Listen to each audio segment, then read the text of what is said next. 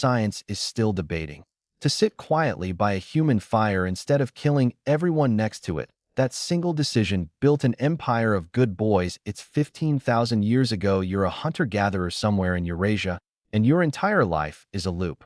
Wake up, try not to die, find food. Try not to die again, sleep. Repeat one night. Alone by your fire in the middle of nowhere, you hear rustling just beyond the light. You freeze. A pair of yellow eyes blinks at you from the dark now.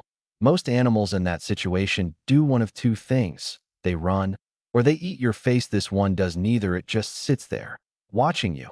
And something about it makes you not throw your spear. That single, irrational moment of restraint is probably where the entire story of dogs begins. And here's the thing nobody tells you. The story of how wolves became dogs is one of the strangest, most quietly hilarious chapters in all of natural history, because it did not happen the way you think. Humans didn't plan this. There was no ancient genius who announced, "I'm going to domesticate an apex predator and eventually turn it into a creature that sleeps on my pillow and screams when I leave the room for 30 seconds.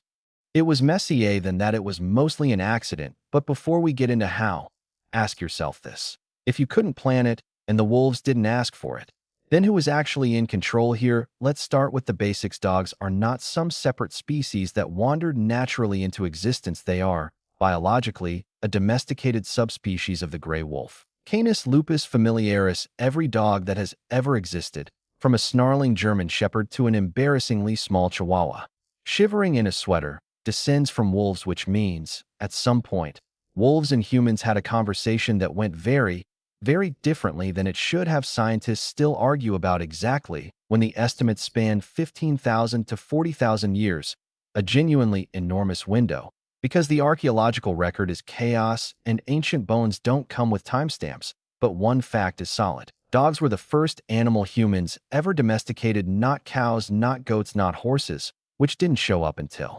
roughly 6,000 years ago. Dogs were already curled up beside humans, thousands of years before anyone had invented farming or bread or the concept of a fenced yard. So, how does an apex predator become a companion species before humans even figure out agriculture? Here's where the popular version of this story completely collapses. The romantic myth goes like this.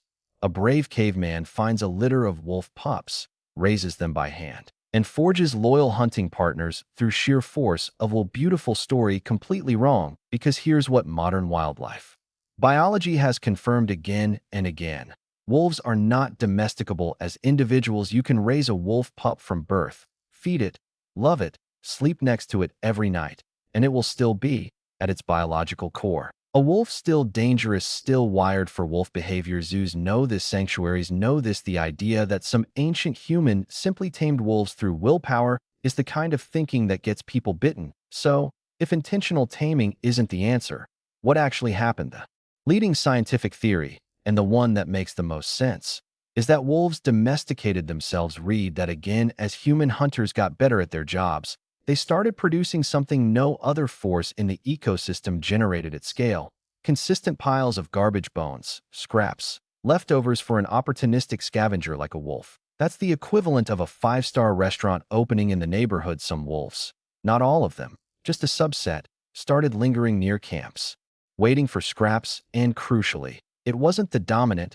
aggressive wolves doing this. Those wolves wanted nothing to do with fire-wielding, spear-throwing primates. The ones edging closer were the calmer, more curious, less fearful individuals. Those wolves got fed. The aggressive ones stayed away, struggled for food, and had fewer pups generation after generation. An invisible selection pressure did the work no human had designed. The friendliest wolves survived best near people, and their friendliness passed down the line. Now here's where the story gets genuinely bizarre, and where a Soviet scientist accidentally proved something that reshapes everything we think we know about evolution's timeline.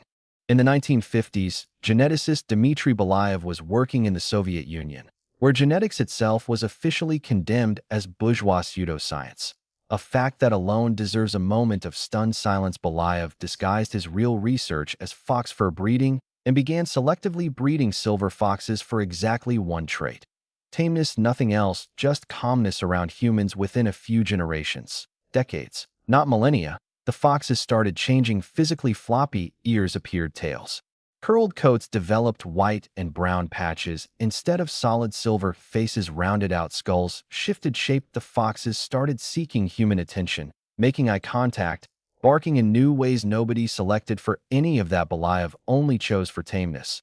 And somehow that single behavioral trait dragged an entire cascade of physical changes along with it. Scientists now call this domestication syndrome. Evidence that tameness and a whole suite of physical traits are wired together deep in the genome, and it proved something huge.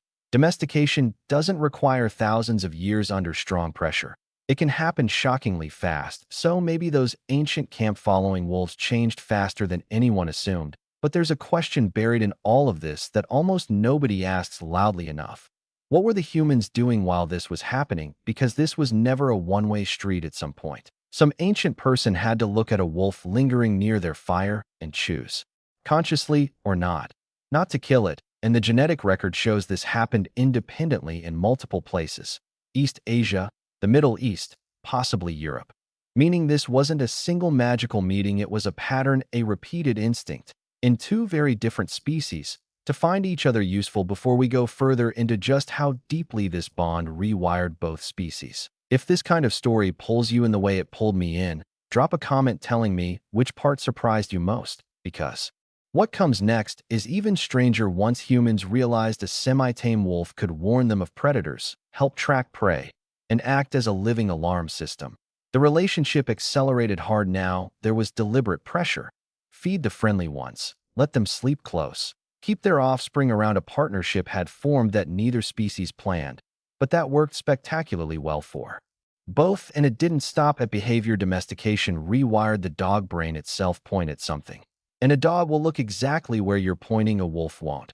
Not even a wolf raised by humans from birth with intensive socialization, but a dog puppy with almost no human contact will follow that gesture instantly. That's not learned, that's genetic. Baked in by thousands of generations of selection for reading. Us dogs also make prolonged eye contact with humans, something wolves treat as a direct challenge to a fight, but dogs evolved to hold your gaze, to search your face for meaning, and when a dog looks into your eyes, both of your brains release oxytocin, the same bonding chemical shared between a mother and her infant. You are chemically bonding with your dog in real time, and it is chemically bonding right back. A carnivore that should, by every rule of nature, want nothing to do with us has been biologically rewired to love us. Dogs even evolved a facial muscle wolves don't have. The levator anguli oculi medialis, responsible for that soft, sad, irresistible puppy eyes expression. It appears to exist specifically because it worked on us, triggering our instinct to protect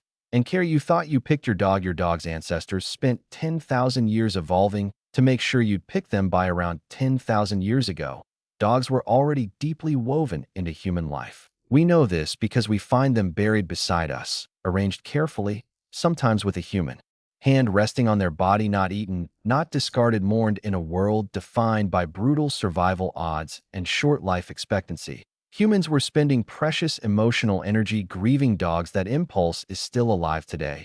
In every ridiculous tiny coat bought for a ridiculous tiny dog, the emotional logic hasn't shifted in 15,000 years from there. Humans took the wheel. Natural selection handed off to deliberate breeding, and humans went wild with it.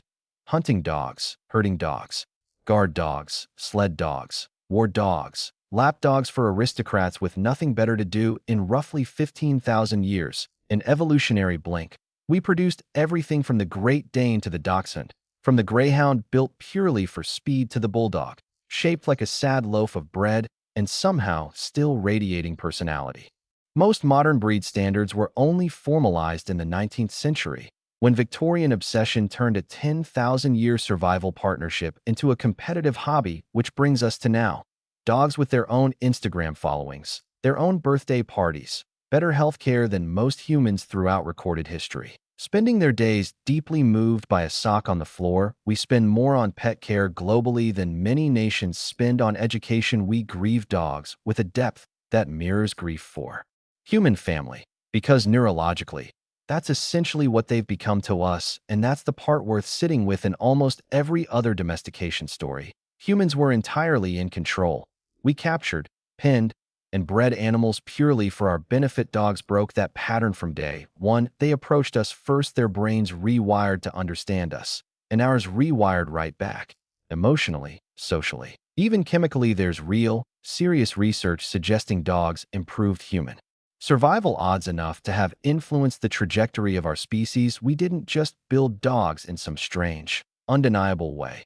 Dogs help build us too, so next time your dog falls asleep across your feet, or stares at you with that absurd, yearning expression while you eat, or completely loses its mind at the sound of your keys in the door, that reaction is 15,000 years of mutual evolution playing out in real time. If this changed how you'll look at your own dog tonight, hit subscribe, because this is exactly the kind of story we dig into next.